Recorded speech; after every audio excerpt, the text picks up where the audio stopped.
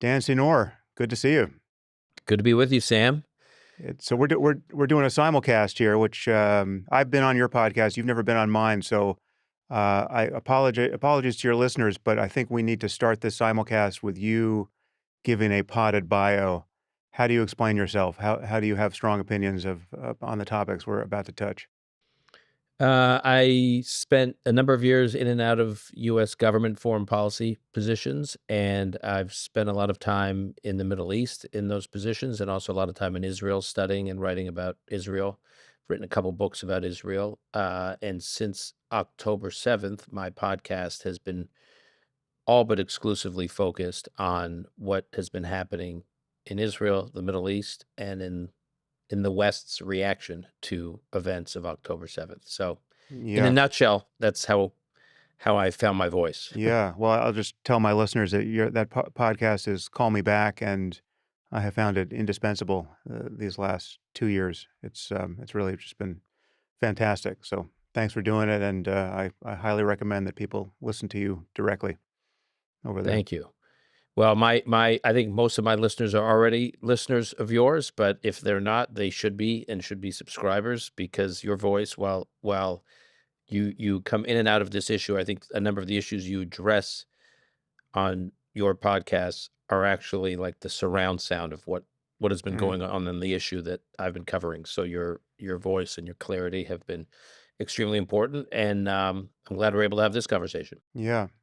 Well, so Dan, there's a lot we could talk about. Yeah, I don't really have much of an agenda except that there are two Yeah. things that I feel like we really should touch in addition to anything else we might touch. I mean, one is I want to learn from you just the state of the landscape out there. I mean, just how I want to get your impression as to how bad things are on at least two fronts. I mean, the anti-Semitism globally, and specifically the degree to which Israel has lost this information war with the entire world, and the consequences of all that. And I want to learn from you in this conversation, but also I think it might be interesting to explore how we come to these topics from different angles, because I think you're much more comfortable in just arguing for, yeah, and in defense of Jewish identity, and that's not really how I come to these same problems and seem to make the same noises. I'm much more in the business of getting out of the business of identity. Beyond those two fronts, I want to talk about anything that interests you. So Yeah. Well, let me start with I'll respond to both of those questions. But I guess I've last time we spoke, Sam, at least on a podcast, was a year ago, which was on the 1 year anniversary of October 7th. And I remember in that conversation you and I had, I asked you what surprised you most mm, in the year since October 7th, 2023. And you said the explosion of anti-Semitism is what surprised you the most. yeah. And I guess my question now on the second anniversary of October 7th, what, if anything, has surprised you in this second year of the Yeah, war, the second year since October 7th, 20? What surprised you in, year October 7th, 24 to 25? I think unfortunately I have the same answer. It's just, I mean, now I am even further surprised about the size and depth of the crater. It's a bigger problem than I imagined, and it's a bigger problem than I imagined a year ago. It seems to be getting worse, not better, and I keep finding new details that shock me. I mean, so you and I are talking in the immediate aftermath of this, the murders of Jews in Manchester on Yom Kippur, and yeah, I mean that's horrible enough. But then to know that there were celebrations in the streets of London in the immediate aftermath, just unabashed celebrations of the murder of Jews in the UK.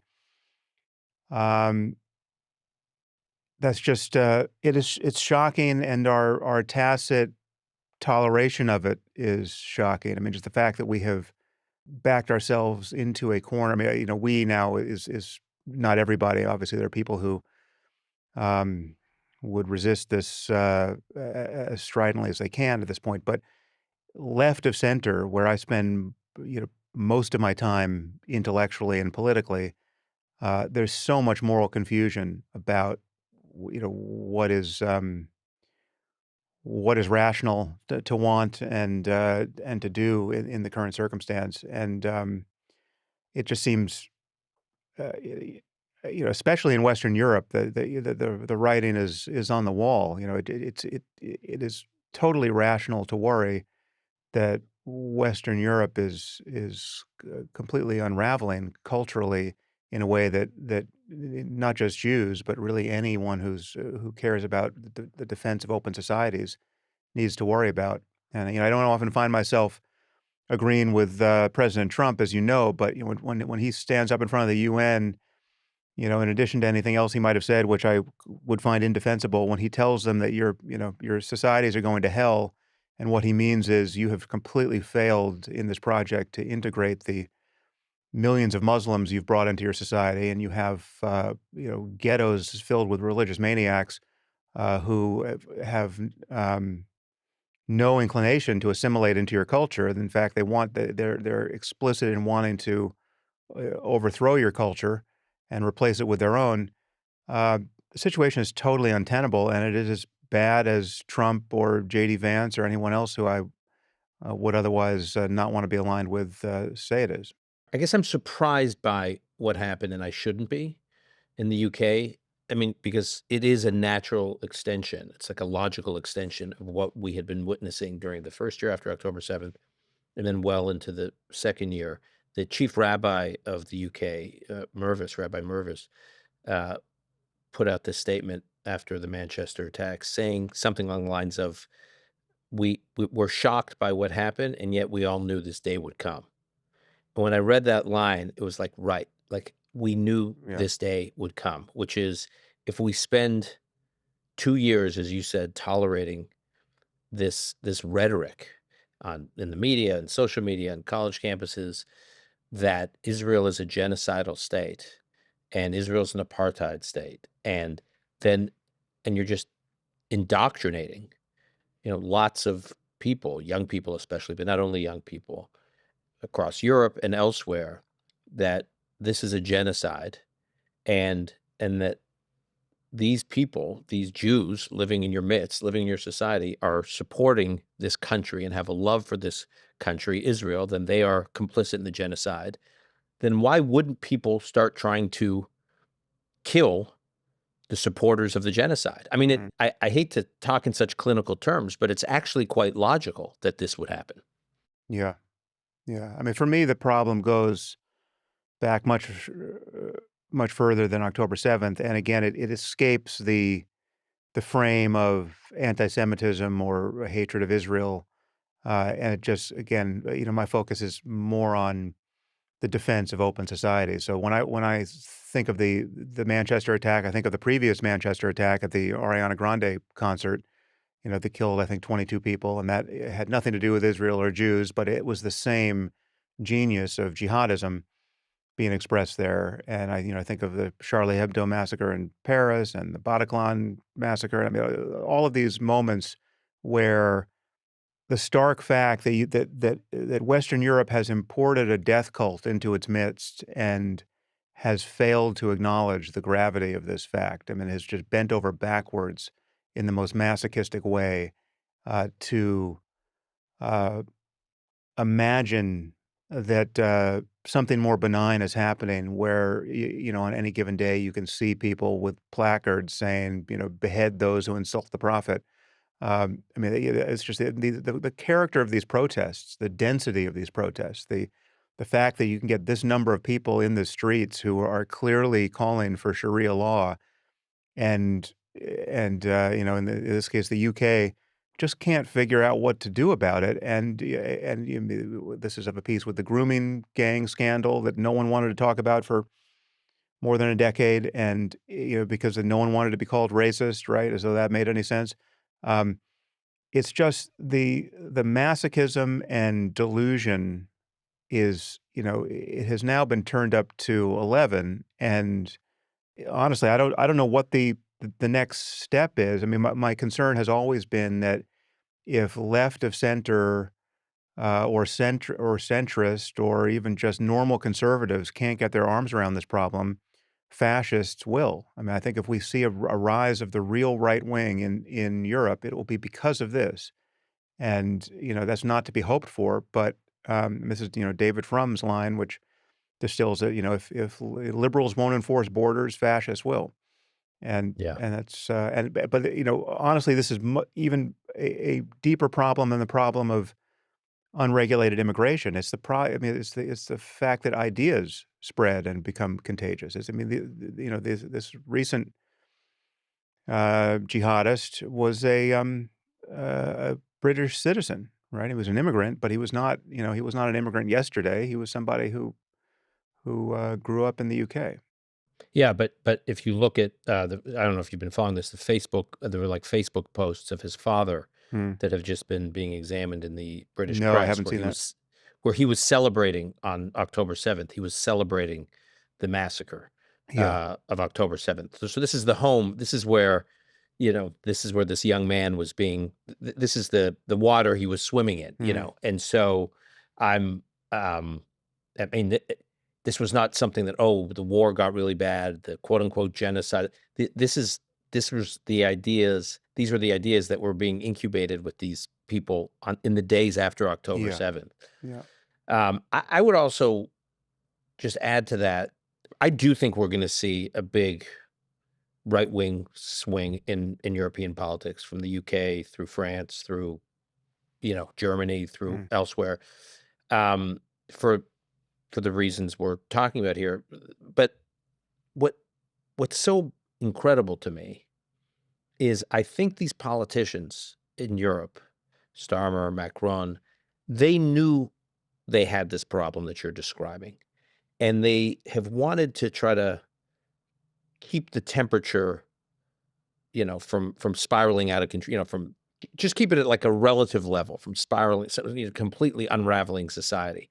And the approach they took was we can kind of feed the beast by criticizing Israel, by attacking Israel, by Yeah. criticizing the Jews. I mean, I was just in France a few weeks ago, and I was meeting with leaders of the Jewish community, and they said Macron after October 7th was fantastic.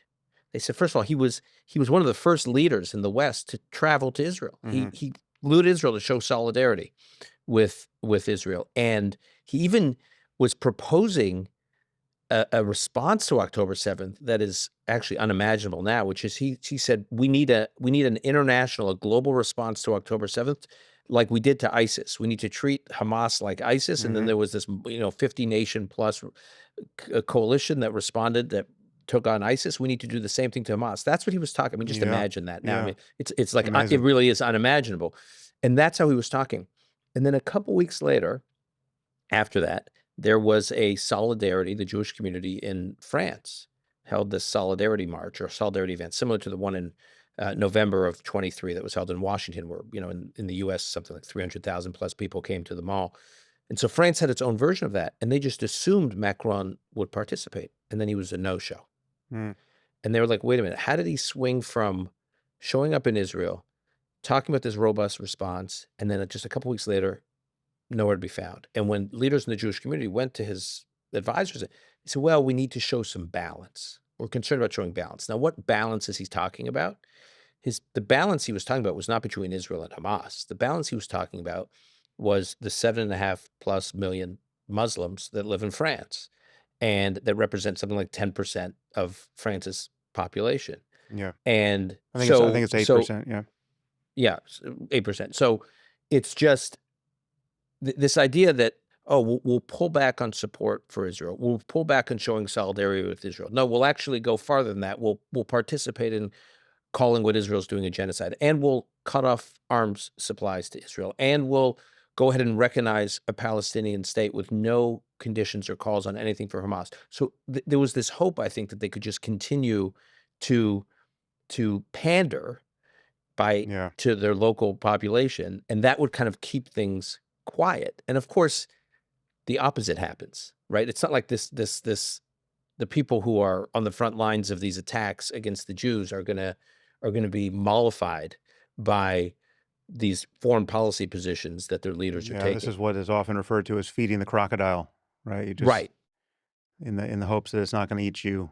Well, here's my question though, is then so what happens now? I mean, so I clearly Starmer in the UK is rattled, Right. and I've got to believe Macron is rattled because he knows that this kind of thing could have easily happened in France. These things like this, as you just said, have happened in Yeah. France. So, what do they do now? I mean, because to truly deal with the issue means to confront big political constituencies in Mm. their own governing coalitions. Well, what's amazing is it's not that big. I mean, so we just said that France is 8% Muslim. The UK is 6% Muslim. Last I looked, Hmm. right? So the depth of this problem, the fact that you can get hundreds of thousands of people in the streets and exerting what seems scarcely tolerable pressure on the political system and the need to pander to it. All of this mayhem is the result of 6% of the population making itself noisy, right? I mean, can you imagine what it would look like with 30% of the population? I mean, it's just Right. it's completely untenable to not confront it at this stage, right? I mean, honestly, there's no, and this is going to sound like bigotry to anyone who's not actually doing the moral algebra here. I mean, so first, I'm everything I'm saying is addressing the consequences of certain deeply held ideas, right? This is nothing that I'm not talking in principle about any race or ethnicity or I mean, the color of a person's skin is completely irrelevant for this conversation. But left of center, all of this gets coded as xenophobia and racism and white supremacy the moment you begin making noises like this. But you have to think about Islam uh, as a set of ideas that is analogous to any other set of ideas, like communism, right? I mean, so to criticize communists, to worry about having more communists in your country, to not want more of them, to want to be able to point out that certain fundamental ideas within communism are inimical to how you want to organize your own society.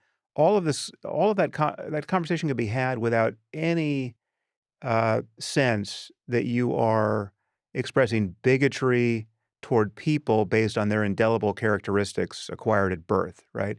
The same attitude has to be taken when discussing the differences between our religions, especially religions that are religions of conversion, right? That are aggressively missionary faiths that are spreading in 100 countries, right? I mean, so Christianity and Islam are unlike Judaism in this regard. When you're talking about Jews and Judaism, you are uh, almost by definition, because Judaism is not a missionary faith, and because there are only 15 million Jews, and virtually all of them are Jews by virtue of being born to a woman who was herself born to a woman who was herself born to a woman who was Jewish.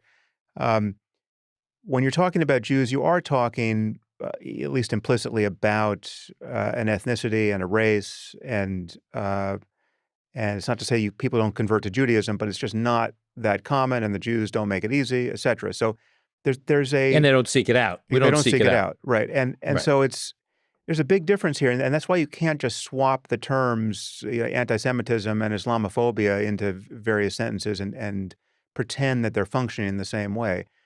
There's no such thing as Islamophobia, right? There's such a thing as racism. There's such a thing as xenophobia. But Islamophobia is a word that has been made up to prevent criticism of Islam and to conflate it with bigotry. So any secularist who wants to argue against creeping Islamic theocracy, or to even just argue for the human rights of women and girls in the context of Islamic theocracy, that person gets painted as a bigot and as an Islamophobe, and it's just not true. It's just a rhetorical trick that has been foisted on the left half of our society, and everyone left of center has been taken in by it, and that's why they're uniquely unfit to even participate in this conversation at the moment. Unfortunately, as you go right of center, you begin to meet people who are rather eager to have this conversation for some bad reasons, right? Then you begin to meet real racists and xenophobes and white supremacists and Christian identitarian lunatics um, and proper Nazis, and that, and then the guilt by association um, police come out of the woodwork, and you get defenestrated for having talked to somebody who talked to someone who was himself untouchable. And so there's a problem here in just how we talk about this, but and which is to say that so I mean there's a reason, for instance, why I haven't had Tommy Robinson on my podcast. It's not because Tommy Robinson is wrong about most of what he says. He's absolutely not wrong about most of what he says, but he's just rough enough around the edges and just has enough of a colorful history that I'm uncomfortable uh, being directly associated with him, and frankly, I'm right to be uncomfortable given the consequences of being associated with him.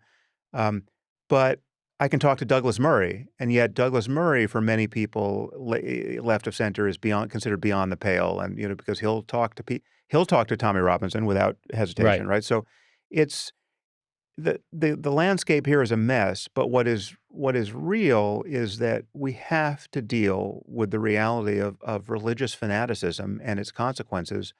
Uh, and the problem here is especially acute in the Muslim community, wherever it has anything like influence, right? The more Right. influence it gets, even at the 6% level, you start hearing demands for, not just Sharia law being observed by Muslims, but everyone outside of the community bending the knee to their religious strictures, right? None of us can draw